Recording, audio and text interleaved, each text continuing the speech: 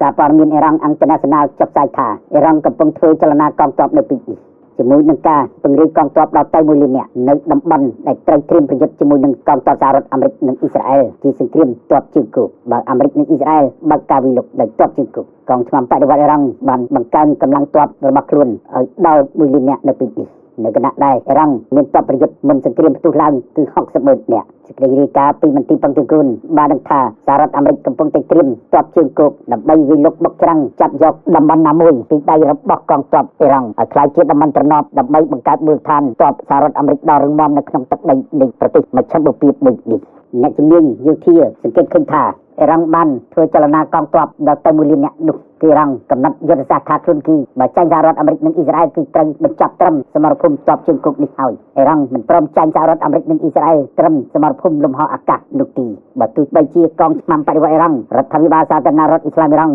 ់រងគ្រោះថ្នាក់ធ្ងន់ធ្ងរយ៉ាងណាក៏ដោយនោះអ៊ីរ៉ង់បានប្រកាសថាទ័ពអ៊ីរ៉ង់តែត្រៀមប្រយុទ្ធលើដីគោកឬក៏ដីកោះដែលសហរដ្ឋអាមេរិកត្រៀមឈានពានអ៊ីរ៉ង់រួមដៃជាមួយនឹងអ៊ីស្រាអែលនោះគឺអ៊ីរ៉ង់ត្រៀមជានិច្ចកម្លាំងទ័ពអ៊ីរ៉ង់មានគ្រប់គ្រាន់ហើយដើម្បីវាយការពារទឹកដីរបស់ខ្លួនទីភ្នាក់ងារសារព័ត៌មានអ៊ីរ៉ង់តាលីស៊ីមដែលស្រង់សម្ដីប្រពន្ធមន្ត្រីយោធារបស់អ៊ីរ៉ង់ចុះផ្សាយថាអ៊ីរ៉ង់បានត្រៀមទ័ពដល់ទៅ1លាននាក់នេះគឺកម្លាំងទ័ពរបស់អ៊ីរ៉ង់ត្រូវតែធំជាងកងទ័ពអាមេរិក10ដងបើអាមេរិកមានទ័ព10,000នាក់អ៊ីរ៉ង់ត្រូវតែមានទ័ព10,000នាក់បើអាមេរិកមានទ័ព10,000នាក់អ៊ីរ៉ង់ត្រូវតែមានទ័ព1លាននាក់ឥឡូវនេះអ៊ីរ៉ង់ប្រកាសថាខ្លួនគេមានទ័ពនៅក្នុងដៃរួចស្រេចហើយគឺ1លាននាក់ហើយធ្វើចលនាទាំង1លាននាក់នេះតែម្ដងនៅពីនេះដើម្បីវាយបកទៅលើកងទ័ពសហរដ្ឋអាមេរិកសហរដ្ឋអាមេរិកបានដាក់ពង្រាយទ័ពនៅតំបន់មជ្ឈិមបូព៌ាទាំងមុនសង្គ្រាមផ្ទុះឡើងនិងសង្គ្រាមកំពុងផ្ទុះនេះត្រូវបានរៀបការមកថាទ័ពអាមេរិកអាចមានពី55,000នាក់ទៅ6,000នាក់ប៉ុន្តែអ៊ីស្រាអែលនោះវិញជាប្រទេសតូចមួយមានប្រជាជន11លាននាក់បើធៀបនឹងអ៊ីរ៉ង់90លាននាក់អ៊ីស្រាអែលមានទ័ពប្រយុទ្ធ25,000នាក់ឥឡូវនេះអ៊ីស្រាអែលកំពុងតែធ្វើកម្លាំងកងទ័ព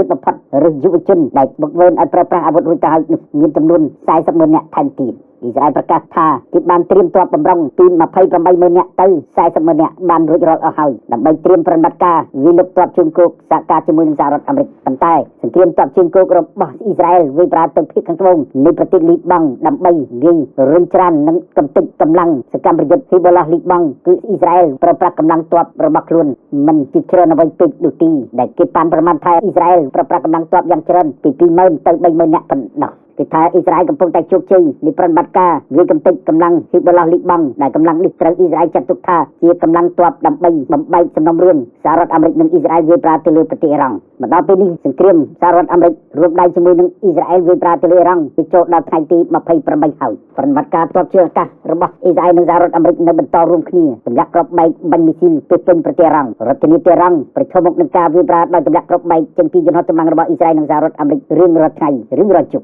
់ភ្លើងឆេះនៅពីពេញប្រទេសអ៊ីរ៉ង់សូម្បីតែនៅពីនេះតំបន់ឆ្នេរសមុទ្រអ៊ីរ៉ង់ក៏ធ្លាក់នៅក្នុងអណ្ដាតភ្លើងផងដែរអ៊ីស្រាអែលប្រកាសថាខ្លួនគេកំពុងតែប្រតិបត្តិការលើកដំបូងជាមួយនឹងកងទ័ពសហរដ្ឋអាមេរិកទីកងទ័ពអាកាសគឺវាយប្រហារគោលដៅទៅលើគោលដៅជាច្រើននៃទីតាំងកងទ័ពជើងទឹករបស់ប្រទេសអ៊ីរ៉ង់អ៊ីស្រាអែលប្រកាសថាមូលដ្ឋានទ័ពរបស់អ៊ីរ៉ង់ដ៏ធំមួយនៅភាគខាងជើងប្រទេសត្រូវបានកំទេចដោយគ្រាប់មីស៊ីលនិងការទម្លាក់គ្រាប់បែកពីសំណាក់កងយន្តហោះចម្បាំងសហរដ្ឋអាមេរិកនិងអ៊ីស្រាអែលតែសូមជម្រាបថាកងឆ្មាំបដិវត្តអ៊ីរ៉ង់មានរចនាសម្ព័ន្ធ3ធំរបស់ខ្លួនដែលកំពុងប្រយុទ្ធការពាររដ្ឋអំណាចការពាររបបរបស់ខ្លួននោះក្នុងនោះកងទ័ពជើងគោកនេះកងឆ្មាំបដិវត្តអ៊ីរ៉ង់កងទ័ពជើងទឹកនេះកងឆ្មាំបដិវត្តអ៊ីរ៉ង់និងកងសន្តិសុខបែលហ្ស៊ីកនេះកងឆ្មាំបដិវត្តអ៊ីរ៉ង់3អង្គភាពនេះជាប្រតិបត្តិការមួយរួមចូលគ្នាដើម្បីការពាររបបសាធារណរដ្ឋអ៊ីស្លាមអ៊ីរ៉ង់ដែលមានអាយុកាល47ឆ្នាំមកដល់ពេលនេះអ៊ីរ៉ង់ដែលកំពុងស្ថិតនៅក្រោមរបបសាធារណរដ្ឋអ៊ីស្លាមអ៊ីរ៉ង់ប្រកាសថាខ្លួនគេធ្វើសង្គ្រាមជាមួយសហរដ្ឋអាមេរិកនិងអ៊ីស្រាអែលរួមគ្នានេះគឺរហូតដល់តែប្រទេសពីរនេះព្រមដែលចេញពីសង្គ្រាមរបស់ខ្លួនទោះបីជាអ៊ីរ៉ង់ប្រឈមមុខនឹងការវាយលុកខ្លាំងដោយកម្លាំងទ័ពជើងអាកាសរបស់សហរដ្ឋអាមេរិកនិងអ៊ីស្រាអែលក៏ដោយនោះ